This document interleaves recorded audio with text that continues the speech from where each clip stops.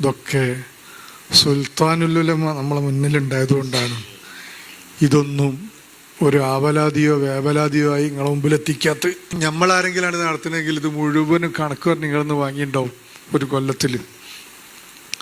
ഉസ്താദായതുകൊണ്ട് ഇങ്ങനെ പാവം അള്ളാഹു, അതാ ഞാൻ നേരത്തെ പറഞ്ഞത്, ആ തണൽ ഒരുപാട് കാലം നമുക്ക് കിട്ടണം, ഈ സമുദായത്തിന് കിട്ടണം. ഇങ്ങനെ എത്ര പള്ളി, ഒരു പള്ളിയും കഷ്ടപ്പാടിൻ്റെ പേരിൽ ഇല്ലാത്തതിൻ്റെ പേരിൽ പൂട്ടിയില്ല. ആ പള്ളിയൊക്കെ പിടിച്ചു നിർത്തി ഉയർത്തി 2 നില ഉണ്ടാക്കിയപ്പോൾ 3-ാം നിലക്ക് ആൾ വന്നു, അത് 3-ാം നിലയിലേക്ക് പൊന്തിച്ചു കൊടുത്തു. അള്ളാഹു ധാരാളം ഇസ്സത്ത് നമുക്കൊക്കെ നൽകുമാറാവട്ടെ. നമ്മളെ സ്ഥാപനങ്ങളൊക്കെ അള്ളാഹു വലിയ ഇസ്സത്തിലാക്കുമാറാവട്ടെ. മുഅ്മിനീങ്ങളുടെ സഹായവും സഹകരണം കൊണ്ടൊക്കെയാണ് നമ്മളെ സ്ഥാപനങ്ങളൊക്കെ അല്ലേ നോളജ് സിറ്റിയിലൊക്കെ കൊണ്ട് പോകുമ്പോഴാണ് അതിൻ്റെയൊക്കെ സുഖം കൊണ്ട് കാണുന്നത്. എത്ര എന്തൊക്കെ അതൊന്നും വിഷയമായില്ല. അതൊക്കെ തലയും താത്തി ക്ഷമിച്ചു, ആരോടും ഒന്നും പറയാതെ ഉദ്ദേശിച്ച നിയ്യത്തുമായി മുന്നോട്ട് നീങ്ങിയപ്പോൾ അള്ളാഹു എല്ലാം വെട്ടിത്തെളിച്ചു കൊടുത്തു അല്ലേ. ഇനിയും പുതിയ പദ്ധതി 100 കോടിയുടെ പദ്ധതി, അതൊരു പ്രഖ്യാപനം മാത്രമാണ്.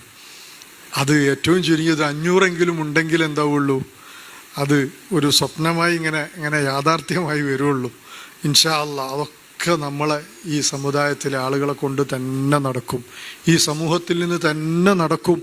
നോളജ് സിറ്റി നമ്മളൊക്കെ സ്വപ്നമെന്ന് കരുതിയത് അൽഹംദുലില്ലാ അത് യാഥാർത്ഥ്യമായി. ഷെയ്ഖുനാൻ്റെ നേതൃത്വത്തിൽ തന്നെ ആ 100 കോടിയുടെ പദ്ധതി 500 കോടിയും പൂർത്തിയാക്കി ഈ സമൂഹത്തിന് സമർപ്പിക്കാൻ അള്ളാഹു തൗഫീഖ് നൽകട്ടെ. അതിനുള്ള ആയുസ്സും ആരോഗ്യവും അള്ളാഹു പ്രദാനം ചെയ്യട്ടെ. അള്ളാഹു തൗഫീഖ് നൽകട്ടെ. എനിക്കും നിങ്ങൾക്കും 500, 1000, 10,000 കൊടുത്താൽ മതി, പണിയൊക്കെ ഉസ്താദിനാണ്. അതുകൊണ്ട് ദുആവും നമ്മളുടേതൊക്കെ പോകട്ടെ ഉസ്താദിൻ്റെ വിഷയത്തിലേക്ക്. മർക്കസിൻ്റെ ഒക്കെ ഒരു പ്രസക്തി ഇപ്പോഴല്ലേ നമുക്ക് മനസ്സിലാകുന്നത്. നിങ്ങൾ ആലോചിച്ച് നോക്കിയിട്ട്, ദിവസം കൊല്ലാണ് വാപ്പനെ മോന്, ഉമ്മനെ മോന്, അനുജന ജ്യേഷ്ഠൻ അല്ലേ. എന്താണ് നമ്മളവസ്ഥ? ഓരോ ദിവസം അപ്ഡേഷൻ നടന്നുകൊണ്ടിരിക്കുകയാണ്, പുതിയ പുതിയ പുതിയ പുതിയ കൊലകൾ. ഇവിടെയാണ് ഈ സ്ഥാപനത്തിൻ്റെ പ്രസക്തി. ഈ സ്ഥാപനത്തിൽ ചെറുപ്പം മുതൽ കൊണ്ടുപോയി നിങ്ങളെ മക്കളെ ആക്കിയാൽ അൽഹംദുലില്ലാ. ഞാൻ 11-ാമത്തെ വയസ്സിൽ മർക്കസ് ബോർഡിങ്ങിൽ 16 വയസ്സ് പ്ലസ് SSLC വരെ മർക്കസ് ബോർഡിങ്ങിൽ AP ഉസ്താദിൻ്റെ ഇന്നത്തെ അവസ്ഥ അല്ല. അന്ന് ഉസ്താദ് ഓരോ ദിവസവും എന്ന് പറഞ്ഞ രൂപത്തിൽ ബോർഡിങ്ങിലടക്കം കയറി ഇറങ്ങി ഭക്ഷണം, കുട്ടികളുടെ വസ്ത്രം എല്ലാം ശ്രദ്ധിച്ച് ആ നല്ല തർബിയത്ത് കിട്ടി വളർന്നാണ് നമ്മൾ. ഇന്ന് ഓരോ നാട്ടിൽ പോകുമ്പോൾ അവിടുത്തെ ദീനീയ ഹിദമകളുടെ മുന്നിൽ അന്ന് ഞങ്ങളെ കൂടെ പഠിച്ച് ആടിയും പീടിയും തമാശയും തല്ലും പിടിയും കച്ചറക്കായി നടന്ന ആളുകളൊക്കെ ഓരോ നാട്ടിലെയും ദീനിൻ്റെ ഹാദിമീങ്ങളിൽ മുൻപന്തിയിലാണ്.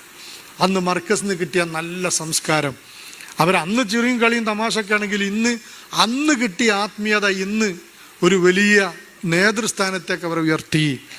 അപ്പം നമ്മളിങ്ങനെ ഇപ്പോൾ ചിന്തിക്കുകയാണ്, അന്ന് എത്ര കാലം മുമ്പാണ് AP ഉസ്താദ് ബോർഡിംഗ് ഹോസ്റ്റൽസ് സംവിധാനം ഇല്ലാത്ത കാലത്ത് എത്ര സഹിച്ചിട്ടാണ് ഉസ്താദ് ഹോസ്റ്റൽ ഉണ്ടാക്കി കുട്ടികളെ പഠിപ്പിച്ചത്. അന്ന് ഓർമ്മയുണ്ട്, ഇന്നൊക്കെ ലാസ്റ്റ് തലപ്പാറക്കാക്ക കൊണ്ടുപോയി ചേർത്തുമ്പോൾ അന്ന് AP ഉസ്താദ് ലാസ്റ്റ് പറഞ്ഞു, നിങ്ങളെ കുട്ടീനെ കൊണ്ടുപോയിട്ട് വരാന്തേക്ക് എടുത്തേണ്ടി വരും, സീറ്റില്ല അവിടെ. 600ഓളം വിദ്യാർത്ഥികളുണ്ട്, കട്ടിലില്ലഞ്ഞി റൂമിൽ പരമാവധി ഏറ്റി കൂട്ടിയിട്ടാണ്. അപ്പോൾ ഞാനൊന്ന് കാക്കനോട് കിട്ടൂല എന്ന് പറഞ്ഞു വരാന്തേലല്ല, അവിടെ മുറ്റത്താലും കിടന്നോളാം, എന്നാലും അവിടെ പോയി പഠിക്കാനുള്ള പൂതി. അത് വന്നൊരു പൂതി. പിന്നെ കുറേ മടിയൊക്കെ കാണിച്ചു. പിന്നെ അവിടുന്ന് SLC കഴിഞ്ഞ് പോരുമ്പോൾ സത്യം പറഞ്ഞാൽ അവിടുന്ന് മതിലും ഗേറ്റും തെങ്ങൊക്കെ കെട്ടിപ്പിടിച്ച് കരഞ്ഞിട്ടാണ് പിന്നെ പോകുന്നത്. അതായത് വിഷയം അങ്ങനെയാണല്ലോ. ഫസ്റ്റിലൊരു പുരോഗതി പ്രശ്നം ഉണ്ടാവും. 11-ാമത്തെ വയസ്സിലേ കൊല്ലത്തിൽ 3 ലീവാണ്, പെരുന്നാൾ, അതൊക്കെ നിന്ന് ഈ ഉസ്താദുമാരുടെ ആത്മീയമായ തർബിയത്ത്. ഇന്ന് മാസത്തിൽ 2nd ലീവ് കിട്ടിയില്ലെങ്കിൽ കുട്ടികൾ മുകളിൽ അടുത്ത വാർപ്പ് തച്ച് പൊളിച്ച് പന്തലിടും. ഇന്നൊക്കെ ഫുള്ള് ലീവാണ് കുട്ടികൾക്ക്. അതിന് മാത്രം പുരോഗതി പുതിയ തലമുറക്കുണ്ട്. അന്ന് നമുക്ക് 10 ദിവസം ഓണത്തിന് ലീവ് ഉണ്ടെങ്കിൽ തന്നെ 5 ദിവസം സ്പെഷ്യൽ ക്ലാസ് വെച്ചിട്ട് 5 ദിവസം ലീവ് വരുള്ളൂ. പക്ഷെ അന്നൊരു പ്രത്യേകത ഉണ്ട്, ഇനി റമദാൻ മാസം മുഴുവനും ലീവായിരുന്നു. അൽഹംദുലില്ലാ, അള്ളാഹു നമ്മളൊക്കെ ഈ രൂപത്തിലാക്കി മാറ്റിയത് ഈ മഹത്തായ സ്ഥാപനമാണ്. അള്ളാഹു ആ സ്ഥാപനം ഇനിയും ഉയർച്ചയിലേക്ക് അള്ളാഹു ഉയർത്തുമാറാവട്ടെ. എന്തെങ്കിലും ആവശ്യങ്ങൾ പറയുമ്പോൾ നിങ്ങളൊന്നും എന്താണ് എന്ന് ചിന്തിച്ചു പോകരുത്. ഇത് സമൂഹത്തിനോട് ബാധ്യതയുള്ള ആളുകളുടെ ബാധ്യതയാണ് ഈ സ്ഥാപനത്തിലൊക്കെ നെഞ്ചേറ്റേണ്ടത്. അള്ളാഹു തൗഫീഖ് നൽകട്ടെ, അള്ളാഹു തൗഫീഖ് നൽകട്ടെ. ഓരോ രാത്രികൾ വിരപ്പെട്ട രാത്രികളാണ്, ഒന്നും ഹനിച്ചു പോകരുത്. ബദരീങ്ങളെ സദസ്സ് തന്നെ പല സ്ഥലത്തും നടന്നുകൊണ്ടിരിക്കുകയാണ്. ഞാൻ 22 കൊല്ലം മുമ്പ് ഇവിടെ നിന്ന് തുടങ്ങിയതാണ് സിറ്റിയിൽ നിന്ന്.